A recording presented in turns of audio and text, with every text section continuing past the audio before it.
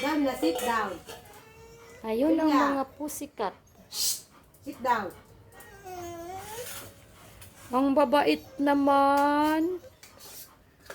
Yan ba yung mga payat? Uy, dagol mo na po. Si Haro, gustong gusto niyang pinanunod yung mga pusa sa labas. Sabi niya, masarap ulam nila. Masarap ba ulam nila? Ulay lang yan naman. Ha? Haro, Sit down, sit down. Itakot-takot. ang bait naman. Sila yung mga senior dog namin. Mga senior citizen na sila. 13 years old na po yan. Dalawang yan. 13 years old na. Kaya pati pilik mata nila puti na rin. Pero tingnan mo naman ang katawan. Never pa po nagkasakit yan since birth nila. Sit down, Ken. Ken. Sit down na, baby. Yung isa, nagtutulo ang laway dahil sa inggit dun sa pagkain ng mga pusa. Tulo laway na layo. Tingnan mo naman, uy. Nasiplat pa ito. At tutulo na ito. Laway. Ano, nakakahiya ka.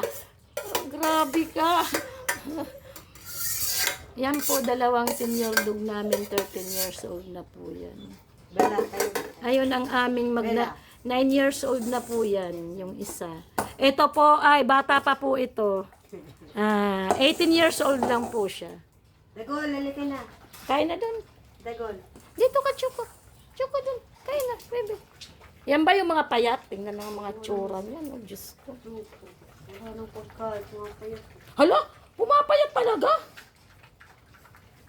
Tingnan mo nga, oh, mas malaki pa ang katawan niya kaysa sa'yo.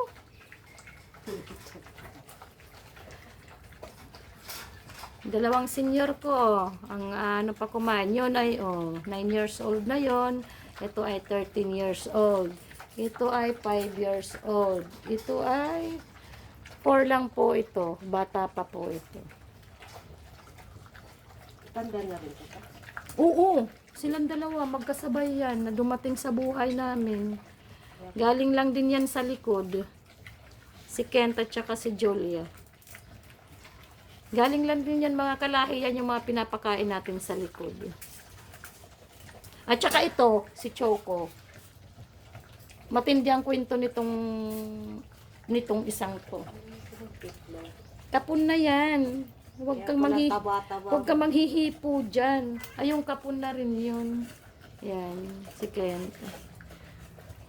Sila po lahat ang mga alaga namin na pumapayat na daw. My God.